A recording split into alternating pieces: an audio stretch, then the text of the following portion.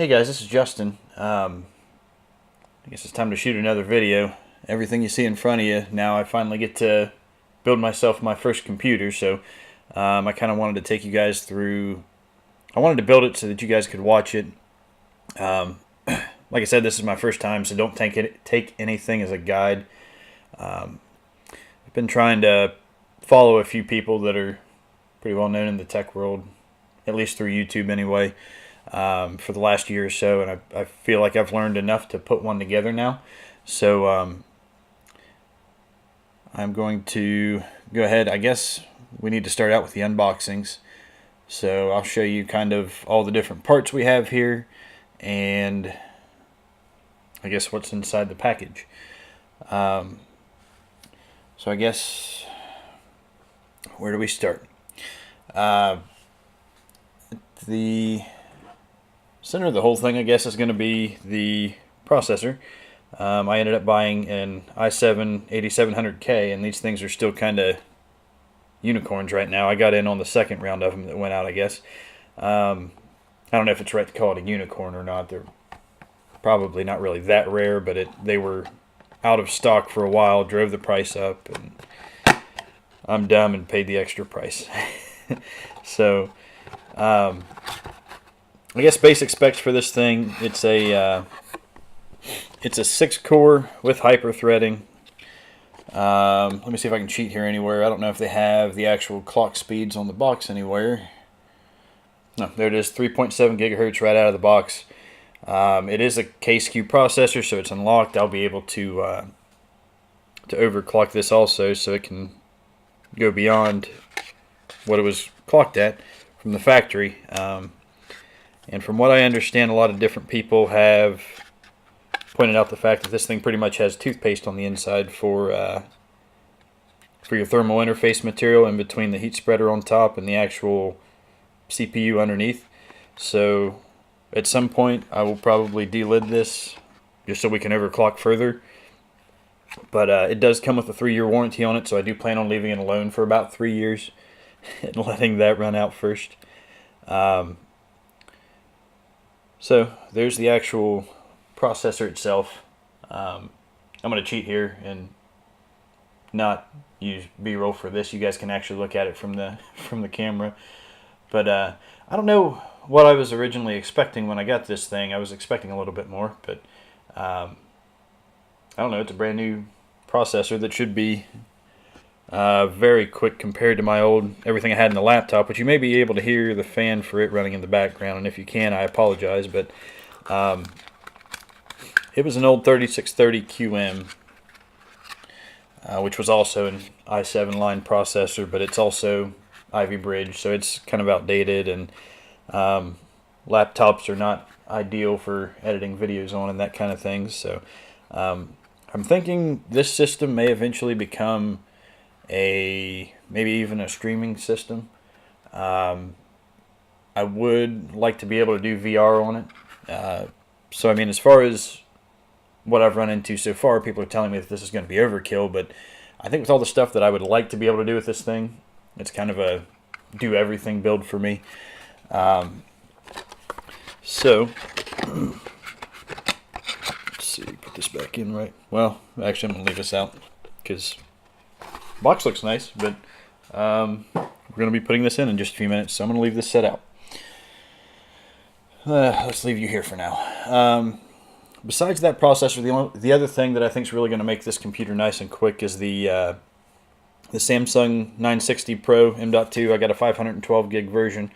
At the time that I bought this, it was actually it was on sale. It was actually only $40 more than the 960 Evo, and the reason I ended up going with this, the main thing that swayed me, was the fact that the 960 Evo comes with a 3-year warranty and this comes with a 5-year. So for me, I mean, I think the extra $40 is fine for an extra 2 years worth of the warranty, because from what I was reading, these things don't exactly have the same kind of longevity that we're used to seeing from especially mechanical drives. I don't know about their longevity compared to regular solid state drives, but I mean, again, this thing was kind of underwhelming when I actually pulled it out of the box. This thing is much smaller than what they seem like in video. So I can understand now why you watch people build videos and use these kinds of drives in them, and then you look at the motherboard later and you go, wait a minute, where did that M.2 SSD go? But yeah, the 960 Pro is the fastest solid-state drive out on the market right now. I've heard plenty of people talking about them and saying that they can go from a fully powered down system to up and ready to go in about 3 seconds. So this, I will have the OS on, which we're going to go with Windows 10. So the OS will be on here, and then I'll probably keep like video editing type stuff on here. As far as extra storage to back this thing up, I don't have it here because it's actually still in the laptop's external enclosure. I do have a 4 terabyte HGST enterprise grade drive. So that should be, plenty for internal storage for the computer for now anyway. I mean, it's going to take me a while to fill up 4.5 terabytes worth of material. As long as I keep creating videos, it shouldn't be too much longer before we actually get there, but we'll handle that when we get there. Hopefully by that point I have another $100 or so to buy another, this wasn't $100 by the way, another mechanical drive. Okay, so besides that, since we're on the topic of really fast memory things, the next part that's going to be in here is the I ended up getting G.Skill Trident Z RAM.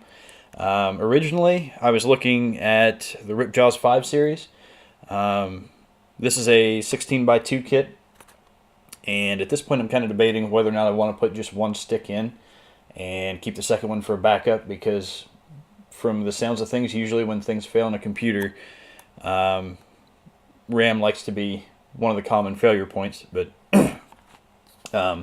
and I don't want to know what a single 16 gig stick is going to end up costing me later on down the road. Probably a lot more than what this did.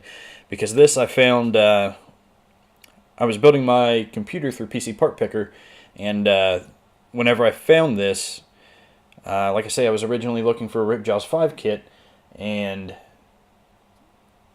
I was kind of scrolling down through the list of, through the actual breakdown for the different kinds of, for the different components you can look up for in the computer. Wow, I've completely gotten tongue-tied. For the different parts you can put in your computer, it has a breakdown for every one of those parts. So I ended up breaking it down to a 16x2 kit and arranged it by price. And when I went down through there looking, the Ripjaws 5 kit was $281, and I happened upon a Trident Z kit. And by the way, that Ripjaws 5 kit was a 2400 speed. The Trident Z kit was a 3200 speed, I believe. Let me double check just to be sure. Yeah, 3200. Same 16x2 kit, and these are supposed to be, G.Skill's top of the line, and it was $1 more. It was $282. So I ended up buying the Trident Z kit. So let's take that out of the box. By the way, both of these probably actually came with manuals. I guess I kind of cheated, and I've already unboxed these once, just because when you get new toys you want to take them out of the box and look at them. So I've already had those out to look at them, but those did both also come with manuals with them in case you need those. The Trident Z kit, I believe, also had paperwork in it somewhere, but I'm not sure where that went. So there's your actual sticks of RAM that are going to fit down inside the slots, and they give you a little case sticker, so that'll be cool. Show off the fancy parts you got inside of the computer, I guess. But of course, the two most expensive parts of the computer I didn't get stickers for, so nobody will know about those, except for you guys. So there's that. Okay. Actually, let me move some stuff out of the way before I get to the case. The next thing I guess I ought to talk about is the Gigabyte Z370 Aorus Gaming 5 is the motherboard I ended up choosing. Again, a lot of this build I bought because it was on sale. and that is not any different from the case with the motherboard that I ended up buying. Originally, I was looking for I really wanted the Asus Z370E Gaming to go on sale, but it didn't. And Gigabyte's board was, and this board, I kind of went back and forth on whether or not I was actually going to bite for it being on sale. Just for comparison, the Z370E Gaming, whenever I bought this, was running about $190 to buy. And this originally, I believe, was like a $180 board. I found it on Newegg for $150 after the mail-in rebate. So I ended up buying this board. As far as features go, they're pretty comparable. The one thing that I think really this kind of did have a leg up on the Asus board for was that it has 3 M.2 slots. So let me go ahead and take this out of the bag. This is the first time I've actually taken this out of the bag, so I haven't actually seen this outside yet.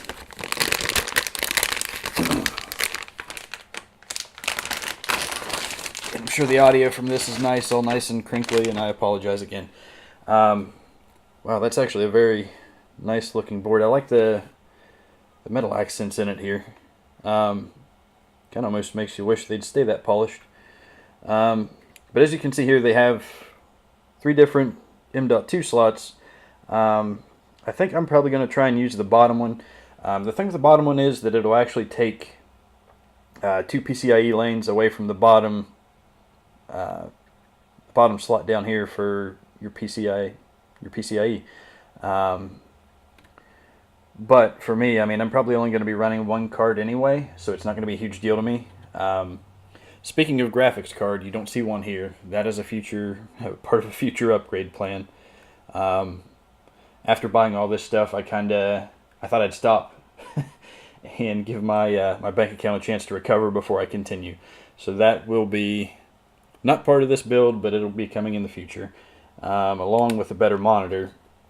I guess you can kind of see the monitor out of the corner of the shot here. We'll get to it. I probably ought to finish up with the board here first. But it does offer RGB lighting also. So, you know, if you're into that kind of thing, cool, it's there. Let's see. I wonder. I was looking to see if it had surface mounted power and reset buttons, but I don't see them unless I'm dumb and just not seeing them, which is probably the case. But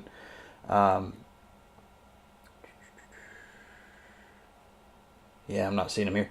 But anyway, besides that, do we have U.2 anywhere? Okay, there may not be U.2 on this board either. So, before I keep making myself look dumb by missing things that are probably right in front of my face, you do have 6 SATA ports on the side here, 24-pin power connector, you know, your USB your USB 3.0. I guess the other things to talk about, the other talking points. This board does come with amp up audio, and as you can see, very nice heat sinks on all the VRMs and everything, so I'm pretty impressed with it. 8-pin power connector up here at the top, plenty of fan headers around. You also have RGB headers on the board. Let's see, I guess we can talk about the I/O also. All of your headphone connectors and everything back here. Of course, the panel that's going to overlay all this on the back side of the case will clarify which one is which. Right off the top of my head, I'm not entirely sure. But we do have gigabit Ethernet in the back of the board, USB 2.0, USB 3.1 and 3.0 Type-C. Could be 3.1 Type-C, don't quote me entirely on all that. But yeah, USB 3.0 is right here. I'm going to guess it's probably 3.1 Type-C. But you also have HDMI and DisplayPort connectors on the back. It does come equipped with Wi-Fi. And then these 2 USB connectors up here, I believe, were part of their amp up audio. that they have on the board. So if you want to connect in, I don't know if it'd be for like a, I think it's for like a, if you're going to run a DAC and that kind of thing, you can plug them into that. Again, don't quote me. I'm still learning. So that, I think, pretty well takes care of the motherboard. I'm really looking forward to making this the center of this build. So here we go, crinkly noises again. Hold your ears. Well, I guess besides the board, we should probably take everything else out. Everything else that I've had so far does not have anything else inside the box. So allow me to use my brain and remember that this does have other things. So we'll try not to knock other stuff off the back of my table here. I'm sure you'll see all the stuff I have piled up on my tables, and I've actually cleared quite a bit off of this thing. It was stacked up to the point to where I wouldn't have been able to build anything up here. But also inside the box, again, more stickers, case badge, cool. There's your actual antenna for your Wi-Fi. So I'm going to be starting out using this. I did buy me a bunch of, I actually bought a spool of Ethernet cable in the crimper and all that sort of thing. I'm going to cut my own cable for this because I've got a fairly long run to get to the computer, and I would like for it to be fairly close to the length that I want it to be. And all that stuff came off of mono price. I mean, if you guys want a tutorial on how to, put together your own cables, I guess go ahead and mention that down in the comments, and maybe we'll do a video on that in the future. But again, besides the antenna and the case badge, you're also going to have, of course, a manual inside of there. This, I believe, was an SLI bridge.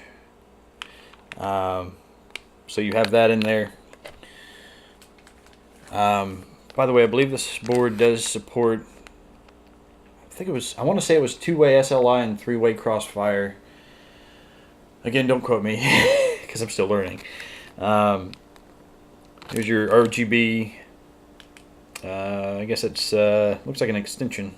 So if you need an extension for your RGB header, they also include one of those in the box. That should be, what is that, 2-pin? Give me some clues here. Oh, these should be your temperature sensors. And again, actually, I'll go to the back of the box here in a minute. We'll talk a little bit more about the specs on the board because that would probably actually be a good place for me to get that information from. Also in the box is 2 of your SATA connectors. You have both a straight connector and a 90-degree in there, so those are also there. Your driver disk that everybody says you can just throw away and go download new ones off the internet. More paperwork, multilingual installation guide in case English isn't your thing. And there's nothing wrong with that. Don't judge me. There's your backing plate for the I/O. And I really like how that looks. It's almost kind of like a black chrome. See if I can get that sticker out of the way so you can see the Aorus logo on there. Very good looking backing plate, at least to my taste. Then we've got another temperature sensor. They actually included 2 bags of SATA connectors in the box, so that'll be good. So you actually have 4 SATA connectors in here. And then, lastly, and I'm trying not to let that go everywhere. Oh, this little thing that I have. It's a Gigabyte G connector. So, if you wanted one of those, it's in there. Don't ask me what it does. I'm sure we could do a little bit of research and figure that out. Let's see, is there anything important down here? No, just global warming. Okay, so we'll put you away. Well, yeah, some of my barcodes are missing. I'm cheap and did mail in rebates. Like I said, it was part of what made this board $150, so I did it. See if I can do this without a super bad glare. Here you can see kind of all the places on the board that'll light up. Again, your I/O on the back. Since this is a 300 series chipset, it does only support 8th gen processors. It's got an LGA 1151 socket, which that hasn't changed on the processors, but like I say, it only supports 8th gen. Z370 chipset, so again, the board does allow overclocking, which is going to interface well with our G.Skill processor.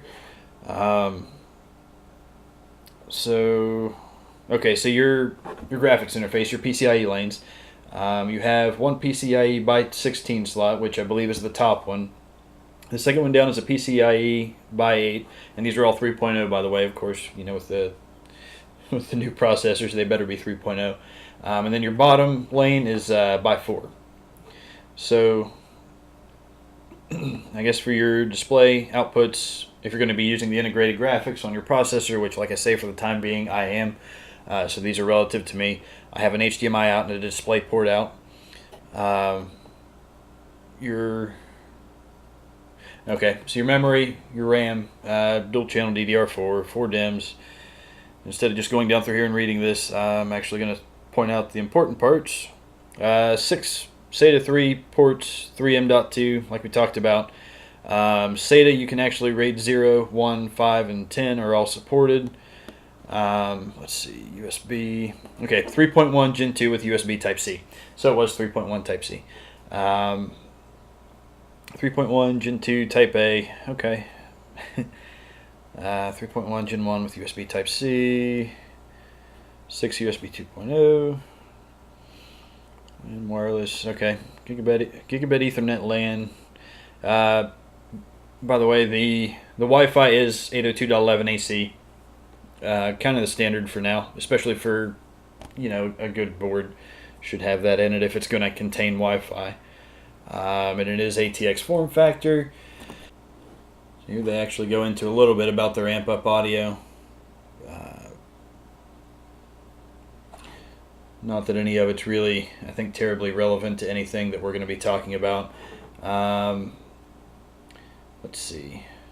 So it supports, so you have 8 fan headers on the board and then 9 temperature sensors, and down here it clarifies that it includes 2 cables for that. Let's see, what are you, 802.11, triple M.2. Front USB 3.1 Type-C header. Oh, I didn't realize it was a Type-C header. Let's see, what else have we got here? Your M.2, you can support up to 110 millimeter modules. So that's, that'll be handy if you got a massive drive. The one that I had, I think, was an 80 millimeter. Don't quote me. High-end audio components. That's not subjective at all, but I'm sure they're plenty good enough in the board. Yeah, so your amp up. I was getting amp up and DAC up confused. That's what it was. But they're adjustable voltage USB ports, the yellow ones. Built-in performance tuning. Okay, so you can, it's got, you know, self-tuning, self-overclocking. Long lifespan Duraplex solid capacitors. Dual armor. Yeah, it's got its ultra durable design. That's where we were seeing the metal along the PCIe slots and the RAM slots up there. It does not clarify on here anywhere, but it does say it supports at least 2-way SLI and at least 2-way crossfire, unless it's in the fine print down here somewhere and I don't see it.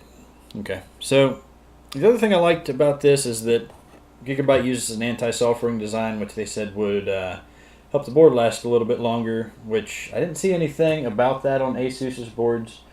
I wouldn't go off and say that they don't have something similar in the board. Again, I don't know for sure, and that would require more research. Let's see, is there anything else relevant on the board anywhere, or on the box? There are very, very relevant things on the board. Turns out we need those things inside of the board to make the computer work. So let me see if I can pack all this back in here to where to where the top will go back down on it again. I guess that's one of the things I learned. It's very picky on how you set everything back in. So that's the motherboard. I guess as far as peripherals, I ended up buying a Rocket Nith. I do like all the extra buttons they've got on the outside of the mouse. I suppose that's going to be very useful during games. It does have a peekaboo window, which, if you wondered what you were paying for, I think I bought this mouse on sale for $90, which for this mouse, I mean, I was perfectly fine paying that price for it. But I think Rocket actually paid attention to the details to the point where the box actually has magnets to hold the peekaboo window together, and you can already hear stuff rolling around. Because like I say, I'm guilty of already unboxing these things. So let's see if I can do this without tearing the box up. You come out. That's one of my biggest things I've been trying to do, is to try to open these things without tearing the box up, because I don't like destroying my boxes. If I ever need to send it back, then I have the perfect box to send it back in for like warranty or whatever. But some of these things are so tough.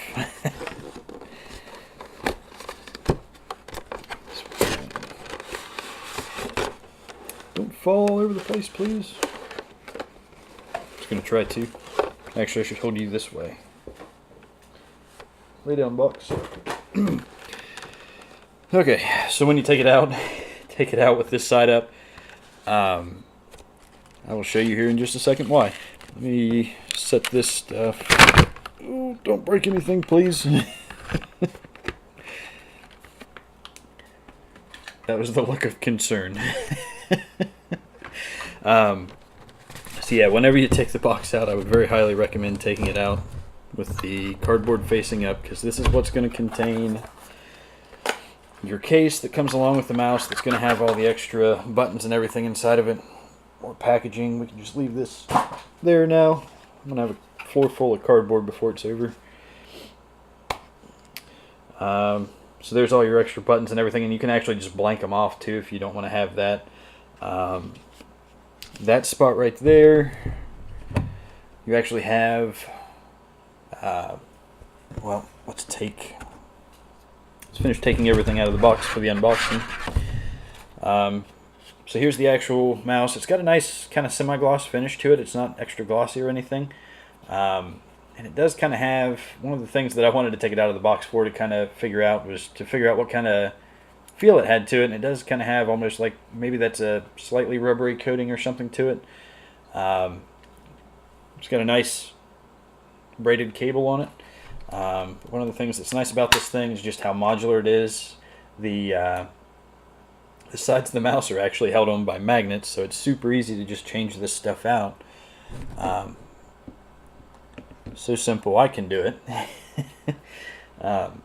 But yeah, I think I'm actually going to leave that grip on there because I like the extra. I think that'll give you a little better grip on it if you're trying to lift off or anything like that. Also, this release button down here, don't pull that out of curiosity, because that will dump out all of your buttons, as I got very close to finding out. I got lucky and it didn't fall out, but I believe that is what that does. So there's the mouse that we're using with this build.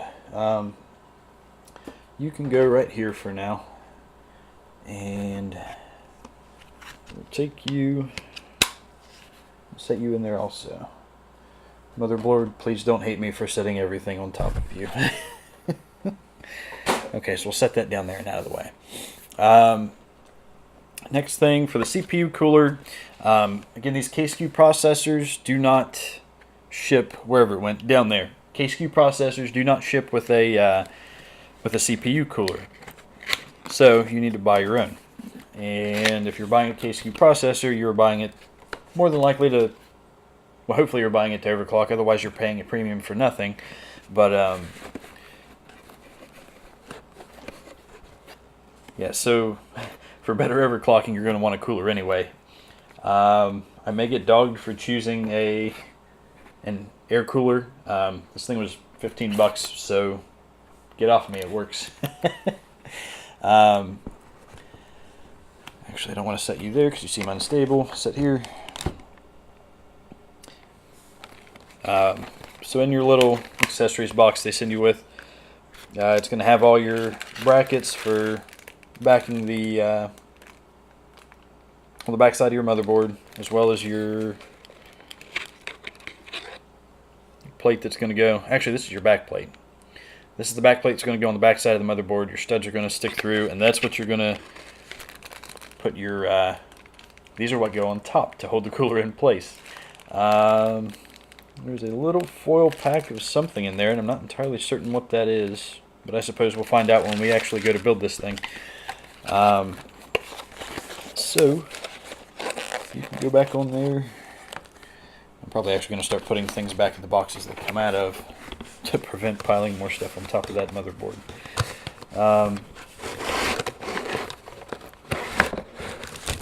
Ooh, what did I drop?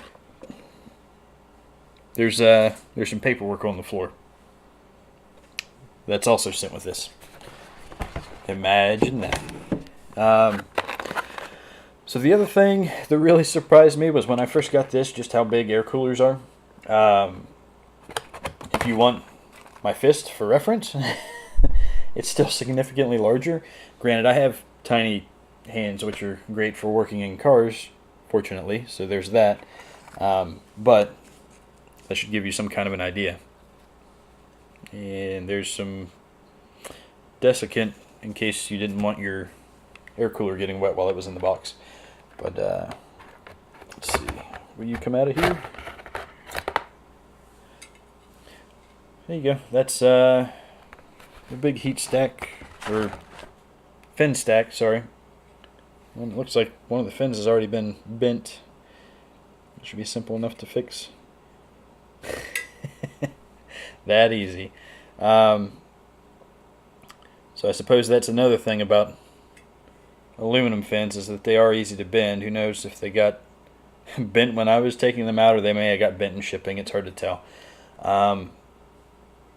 But from what you can see here, there's actually brackets that go on the side of this thing to hold these fans in place. I haven't verified it yet, but I'm sure you can go out on the internet somewhere and find these brackets separate. So if you buy a cooler with just one fan on it, I'm sure you can find the brackets, put them on the other side, and also have a push-pull configuration if you want it. And I may upgrade to that in the future, depending upon when we actually get the build done. I want to see how much room we have and if it's going to be very non-conducive to working on the computer later to put the second fan on.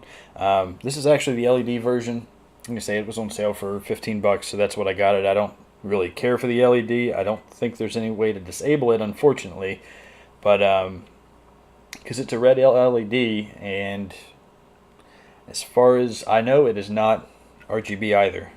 But you have a 4-pin PWM connector on the back of it, or on the bottom of it, sorry. So hopefully, or you should be able to control fan speed with this also, which will be convenient. So that's most of that, I guess. Don't touch this. So let's see. Let's set you back down inside the box. Hopefully not bending the fins this time. If I even did it in the first place. Let's see. Let's set you right here. That should be fine. And I'm sorry if setting things down or just peaking the audio. I've got my recorder sitting down on the table. I was kind of hoping that that would allow for a little better audio. I was just trying to get it a little bit closer so you guys could hear better. Because some of my other videos I've had to turn the audio up significantly in post in order to actually be able to hear myself. And I think it's still kind of difficult to hear me with unless you have headphones on. Whenever I make my videos, I do make them with headphones on. So if you guys have them, I would recommend using them, because hopefully you'd be able to hear a little bit closer to the same thing that I'm hearing whenever I'm actually putting these things together. Okay, that said, there you go. Make fun of me for my optical drive. I still use them. I do still buy disc-based CDs. because I like to be able to take the CDs and rip them into a WAV format, an uncompressed format.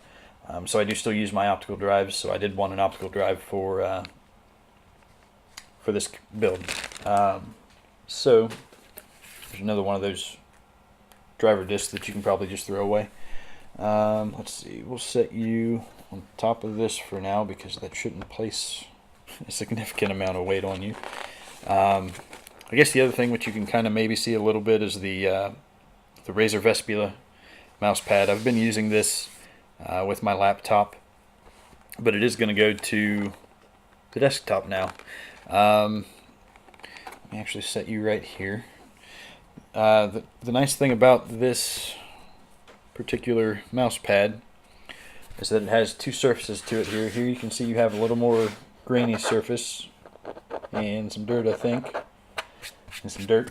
So you have a little more grainy looking surface, which is going to give you a little bit better control over the mouse. Well, I don't know that it would really give you better control as much as it is just a better feedback surface for your mouse. So it's gonna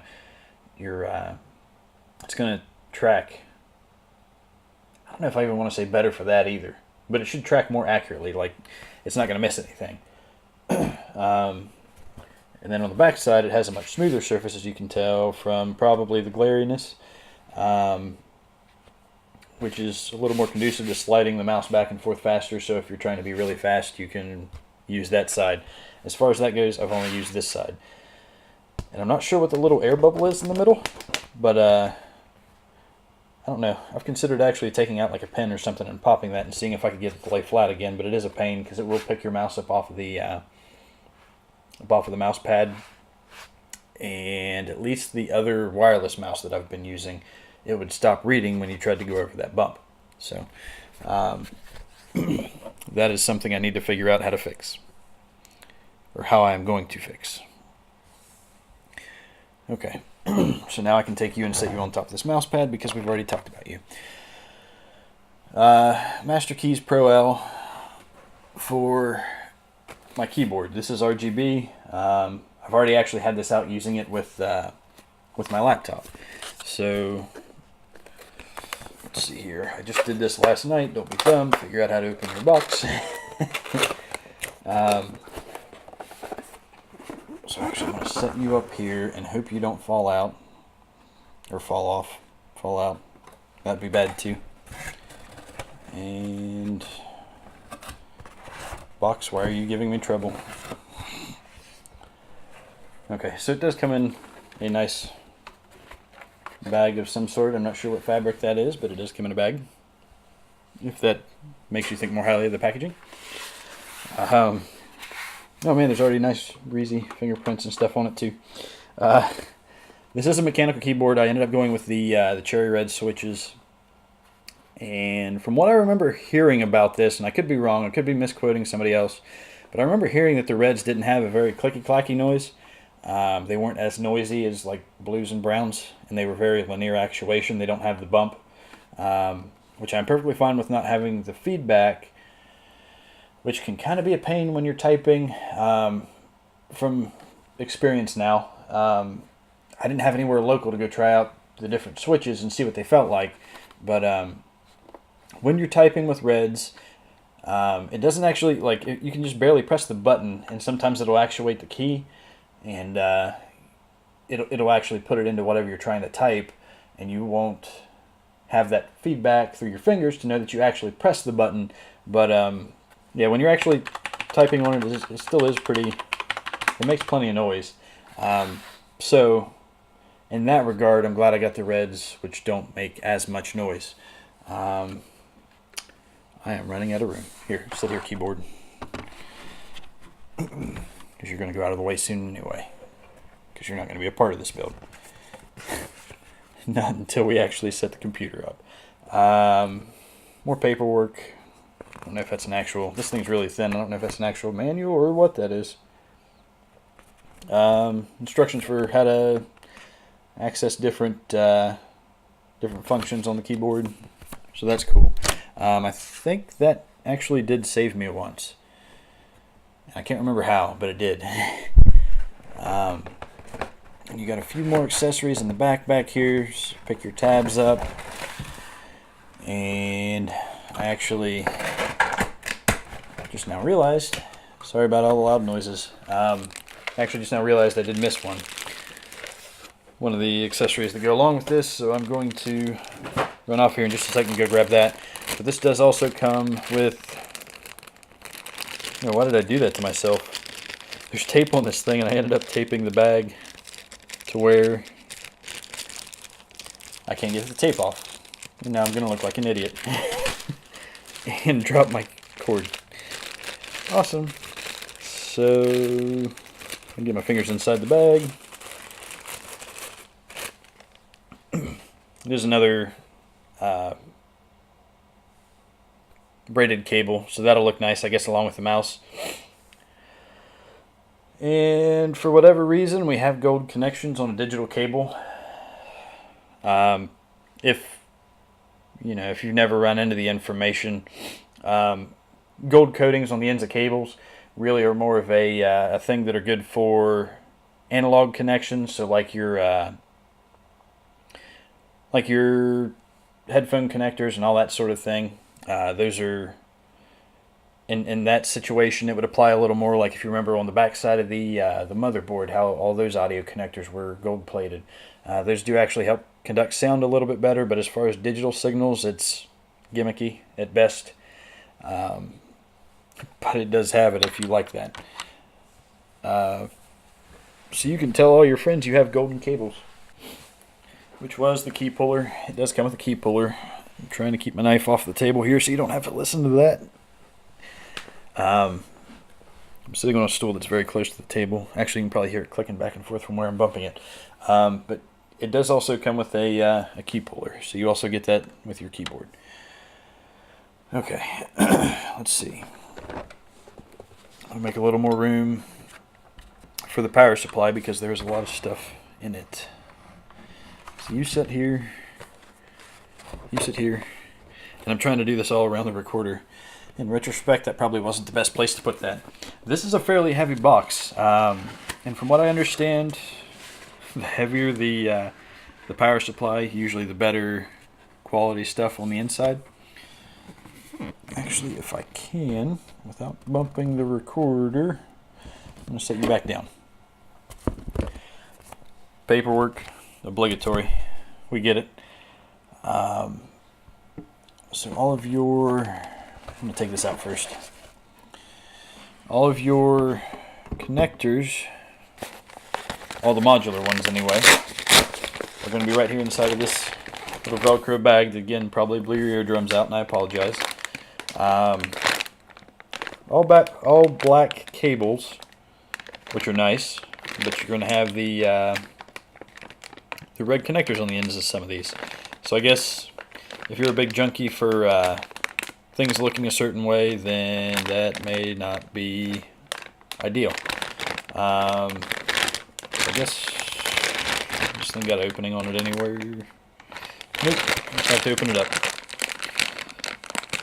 So I guess we'll kind of go through and take a look and see how many of these power connectors I actually recognize, first off. And then we will try to talk about... This bag is defeating me. That's what you get, bag. So what is that? That is a 6-pin connector, and it looks like that's going to be your power cables for SATA. It does have other little connectors along the way. So if you are doing multiple drives, I guess this would be handy for that. I'm going to set you here so I can remember what I've already gone through. And there are 3 sets of those cables. So you have plenty of power for SATA if you would like SATA power. I would like SATA power. It makes my hard drives work. Here's your PCIe connectors. 6+2. There's an 8-pin. Another 6+2 up here. I'm going to assume the 8 pin is probably the one that goes into the power supply then. So you have two 6+2 connectors.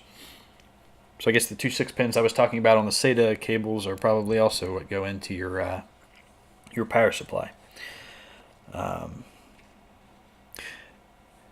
It probably would have been relevant information for me to have told you this is a thermal power. It's a 750 watt 80 plus gold tough power series. It says it's 100% Japanese, and me living as close as I do, I'm literally 5 minutes out of West Virginia, so everybody still scoffs at things made by Japanese. Japanese stuff is actually very high quality for what we have in the current market today. I mean, I'm probably going to upset people, but I probably wouldn't hesitate to say that it's probably just as good as anything made in the U.S.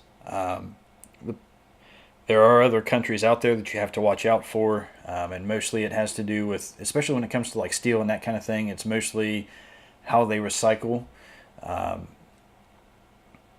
are certain places that'll take, cars and just crush the entire thing all at once, so you're getting all the little carpety interior-y bits inside of your steel whenever you make it.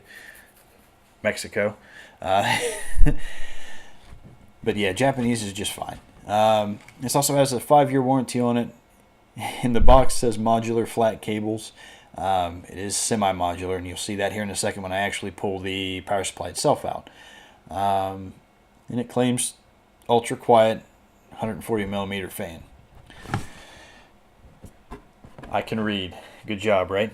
So yeah, we talked about, well, I guess we have 2 sets of 6+2 cables. Those are for your graphics cards and whatnot. Remember how I said we're going to see what ones I'm familiar with? You got me on this one. This may be, I can't tell if that's going to be power for fans or what that is. The 4-pin connector down here is kind of what's getting me. If you know of what that connector is, then you know what these plugs are for, and I do not. That 6-pin right there, I'm going to guess, is probably, again, where you plug into the power supply. And if I actually take a look at the paperwork, I bet you I can tell you what these are, but I don't want to sit here and make you wait while I read. So if we need it later, I'm sure we'll find it. So you can set here. What are you? Okay, so there's your actual power cable, and it does come with zip ties. I'm not entirely certain what you need that for, unless it's just for like cable management inside the case. Zip ties are handy for that, but I would recommend Velcro straps. They're a lot easier and you can reuse them.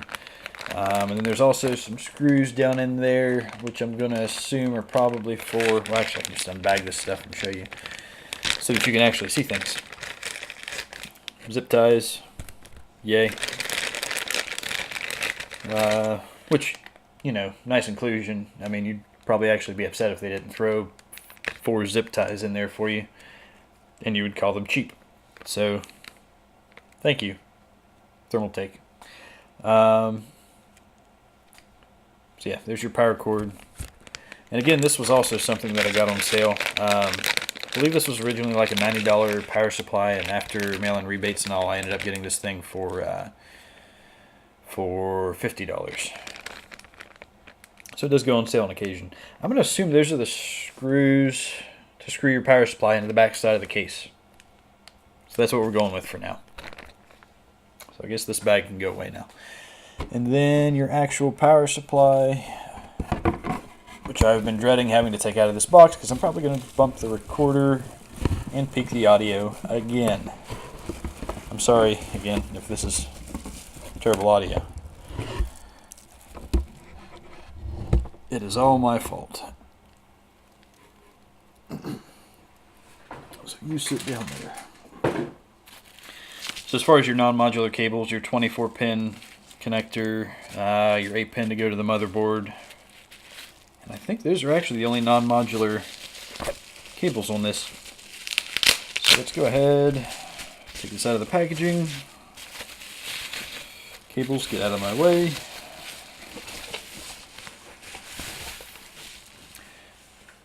case you guys weren't able to tell by the other videos on my channel, I do work on cars, so I talk to inanimate things. Don't worry about me, it's normal. So I guess, actually that's a very color neutral power supply, so that'll probably blend in with about whatever build that you have. It is actually a pretty good looking power supply. Or I like it anyway. Good enough for me. I'm actually going to plug this in while I'm building it in. I mean, I am going to use anti-static wristbands and stuff while I am building this. There's all your connectors and everything for your modular cables. And I am not entirely certain what this grid off to the side is for. But maybe we'll find out later when we're building it. Okay, so you there, don't be loud. Okay, so I talked earlier about the monitor. The monitors, I actually ended up buying two of these. Those are Asus VZ229H monitors. They're 22-inch monitors, 1080.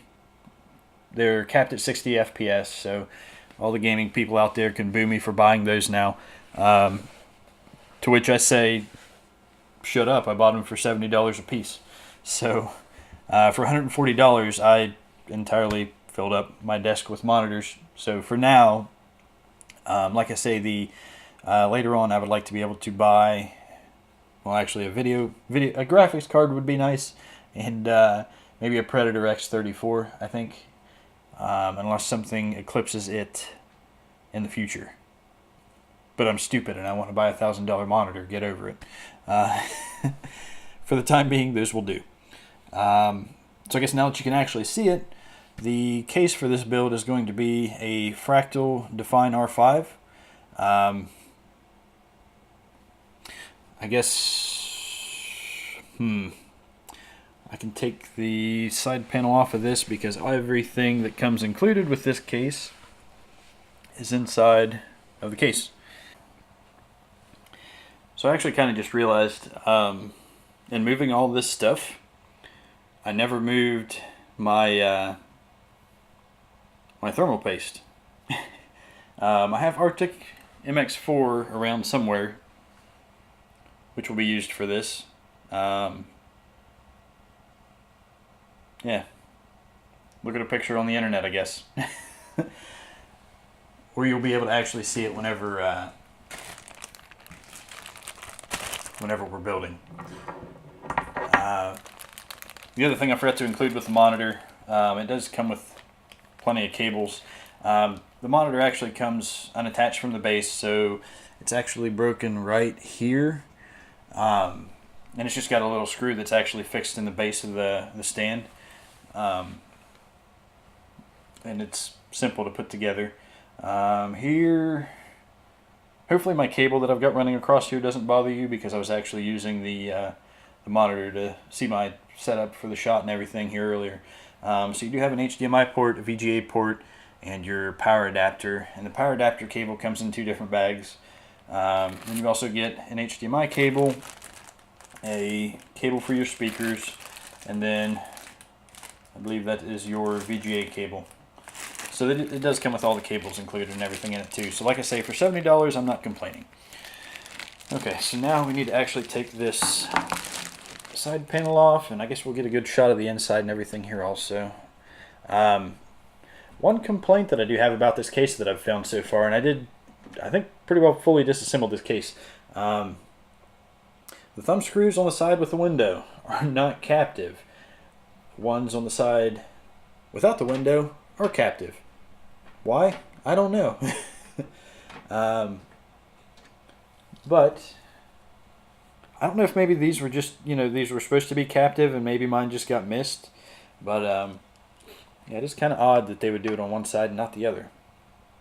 I don't know if maybe you're more intended to work, well, because actually that's going to be the back side. That's going to be where all your cables and everything are at. So I don't know. I don't get it.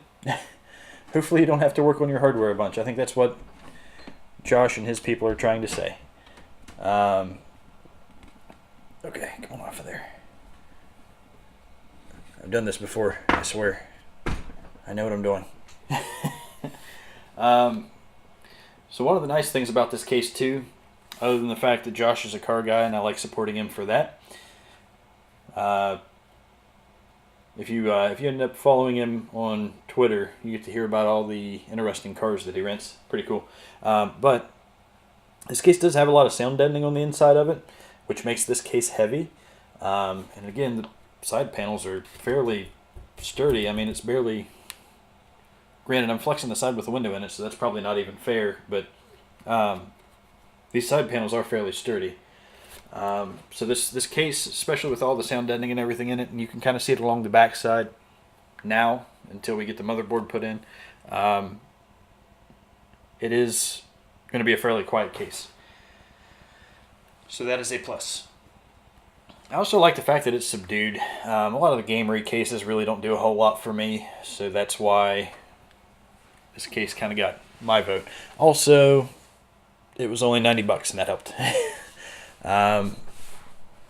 So, try not to make this too noisy for you. It does ship with a bunch of hardware. Here's your motherboard standoffs, power supply screws. Okay, so maybe the ones in the power supply weren't power supply screws. I don't know.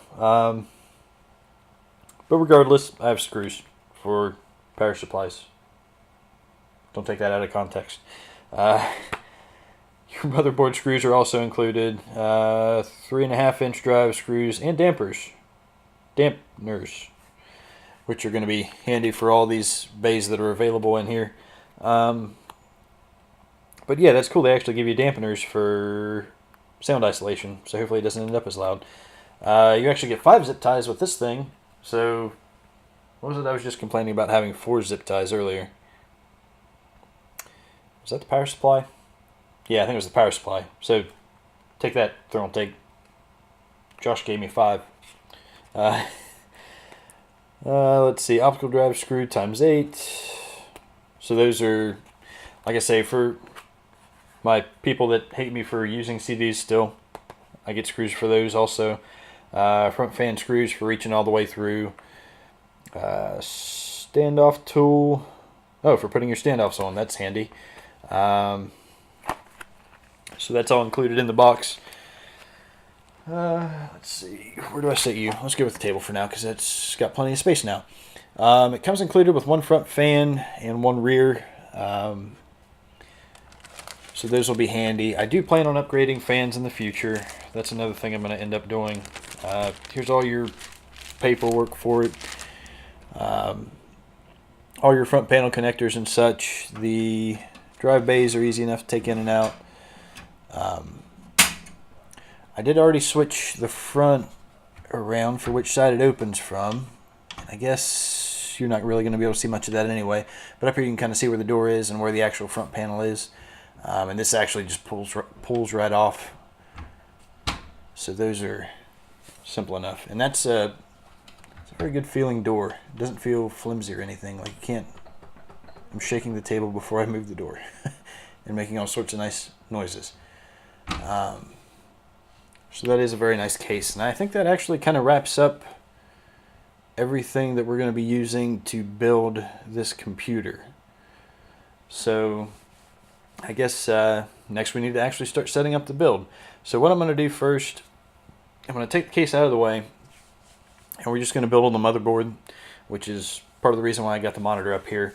I'm going to actually do a test boot, make sure everything posts and everything before I start dropping it down inside of the case and getting a little too far along before we figure out that maybe something doesn't work. And if it's the processor, I'm going to be sad because of how long we had to wait to get those. So hopefully that works fine.